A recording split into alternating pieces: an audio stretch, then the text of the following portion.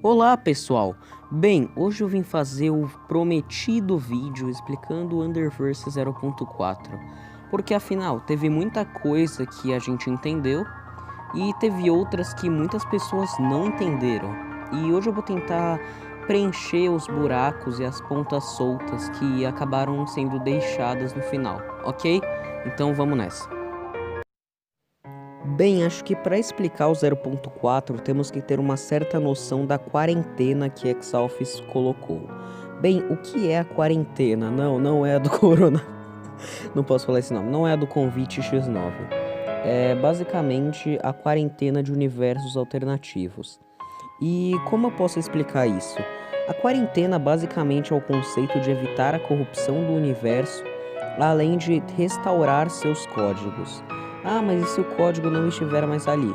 Bem, a quarentena vai puxar o código de volta. E isso leva a um grande problema pro nosso amigo X-Carrier, porque ele estava com um fragmento de código da alma de Kara do Underswap.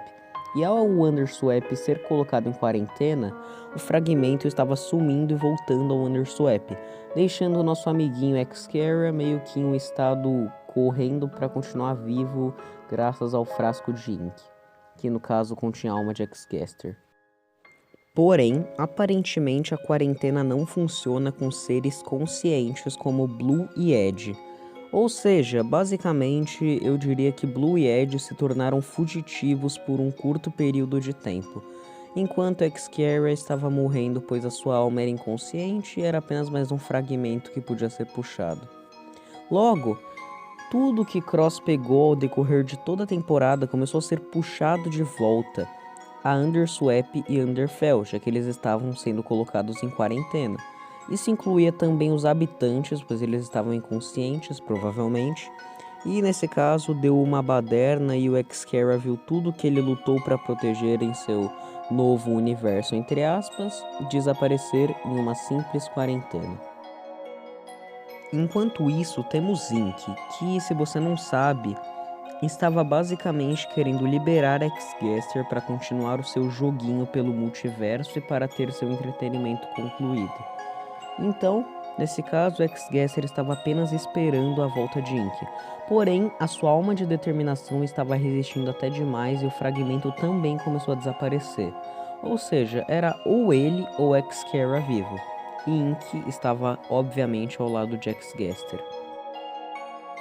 Bem, agora que temos muitas das coisas explicadas, ou melhor, contextualizadas, eu honestamente acho que já podemos ir à parte que importa, o final. Bem, o final deixou muitas pessoas desentendidas. Elas não entenderam o que ocorreu. Afinal, realmente, é fácil de entender algumas coisas, mas outras é bem complicado. Então, antes, vamos contextualizar o que aconteceu e depois eu vou explicar. Bem, uma das coisas que é bem importante é que Sans Clássico estava pensativo sobre o que X-Kara havia lhe dito. O motivo? Bem, como descobrimos em Owners, o Sans Clássico não é de fato o Sans Clássico. Isso tudo levou a uma briga interna, porque ele pensou que talvez, nesse novo mundo onde tudo podia ser melhor, ele podia voltar a ser o Sans Clássico. Ele poderia voltar a ser quem ele deveria ser em sua mente. Sans basicamente não queria se distanciar do que ele já foi algum dia. Sans, ele não queria ser como Geno ou Fatal Error, mesmo não conhecendo eles. Ele queria ser apenas ele, mas ele já se sentia muito pressionado por conta de tudo isso e ele decidiu responder ali mesmo à proposta do X-Carrier, dizendo que não, ele já tinha atenção o suficiente. Sans se encontrou com Outer Sans. Eles se interagiram, porém Outer Sans morreu quando os mesmos acabaram cruzando seus caminhos com Nightmare, Killer e X-Carrier, e depois Error, consequentemente. Killer assassinou Outer, e isso já é basicamente confirmado. E, enfim, Error capturou o Clássico, Fel e Swap. E assim, Ink chegou. Rolou uma luta e Ink revelou seu plano. E, enfim, liberou X-Gaster. X-Kara morreu, pois sua alma voltou completamente a Underswap por conta da quarentena. E X-Gaster voltou ao poder total, matando Ed e Blue. E, enfim, finalmente estando no comando. Agora, você já pensou por quê? O que ele quer fazer? Qual é a fase 3 do evento X? Eu vou responder isso agora, mas antes vamos falar sobre o plano do Ink.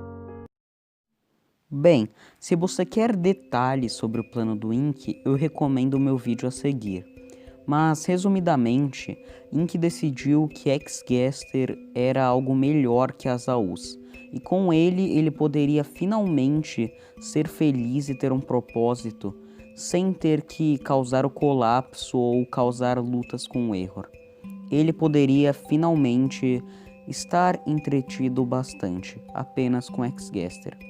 Por conta disso, vemos que ele sempre, desde o início de Underverse, teve a alma de X-Gaster, o que é explicado em X-Tale.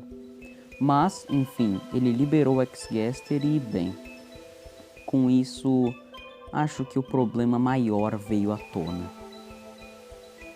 Você deve estar se perguntando agora, o que X-Gaster vai fazer? E por que ele matou Blue e Ed? E por que ele poupou o clássico apenas? Bem, isso é explicado no próprio episódio. Blue e Ed morreram pois eles eram basicamente fugitivos. Para a quarentena ser executada com todo sucesso, eles deveriam morrer e voltar às suas devidas AUs. Graças a isso, eles não morreram junto com a destruição que Error fez ao multiverso. Contudo, eles não estão vivos também. Eles estão em suas respectivas AUs que estão na mão de X-Alphys. X-Kara, no caso, foi realmente morto por conta de que seu fragmento, assim como Blue e Ed, voltou à sua AU, mas no caso dele foi sozinho, já que o fragmento era inconsciente e estava voltando automaticamente a Underswap. Graças a isso, podemos ter uma ideia do que aconteceu com ele. Bem, X-Kara foi apagado, ao menos por um momento, já que a outra metade de sua alma, dessa vez a original, estava com Error, onde X-Gaster deu uma entrada em seu lar, no caso Anti-Void, e pegou a alma. Ou seja, X-Kara ainda podia reviver. X-Gaster apenas duplicou sua alma e o trouxe de volta. Assim, X-Kara não se tornou uma criação de X-Gaster, ao contrário de X-Frisk, que agora foi criado novamente 100% por X-Gaster. Enfim, nesse caso podemos chegar a uma conclusão. X-Kara agora é basicamente alguém que está nas mãos de X-Gaster, mas ainda assim não é uma criação do mesmo. X-Frisk é. X-Gaster trouxe eles de novo, como vimos no epílogo. E o motivo? Bem, ele quer que ambos seus filhos se juntem a ele na fase 3. E o que é a fase 3? Bem, eu vou explicar ela e a volta de X-Gaster agora mesmo. Como vimos, X-Gaster sempre planejou a fase 3. A fase 1, no caso, foi criar e testar o botão de transcrever.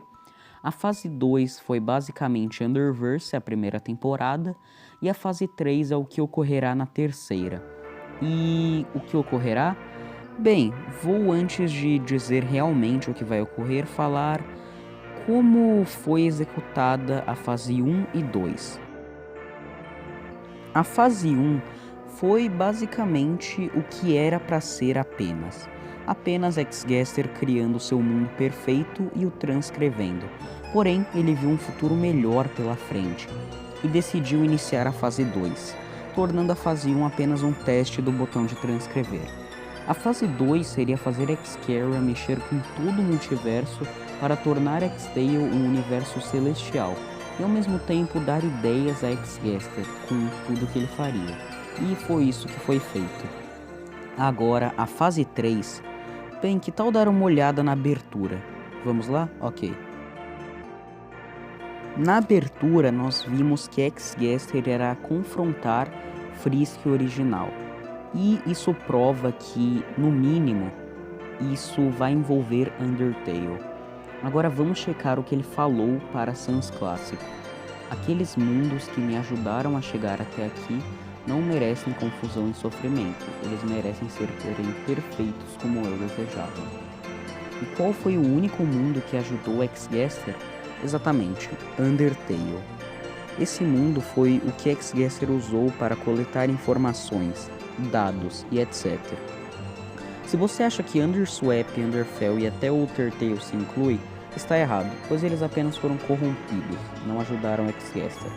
Ou seja, depois da fase 2, X-Gaster teve uma ideia, que ele mesmo fala no começo do episódio: criar um mundo com o melhor de cada um. Porém, nesse caso, ele quer criar um mundo apenas com Undertale e X-Tale. Desse modo, ele irá fundir ambos universos e assim irá criar o que chama de Fase 3, conclusão do evento X, ou, em outras palavras, seu mundo perfeito.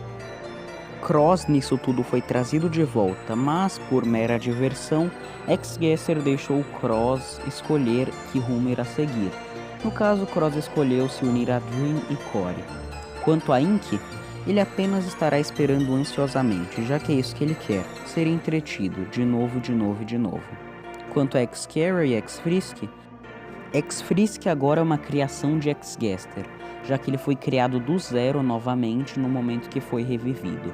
X-Carry não, ele já tinha seu fragmento de alma original que X-Gaster apenas duplicou. Porém, X-Gaster pretende juntar X-Carry em seu show, ou seja, botar o mesmo para o ajudar. Eles dois basicamente agora serão os ajudantes de X-Gaster, ao menos no plano dele para a fase 3. Será que isso ocorrerá?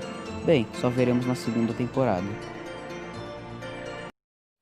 Bem, para finalizar, eu acho bom a gente finalmente comentar sobre a cena nos créditos, onde vemos que Nightmare, provavelmente ao ver que Cross não iria mais negociar com ele, decidiu atacar o mesmo. Porém, Dream, que provavelmente acabou de ver o que Ink fez, decidiu atacar Nightmare.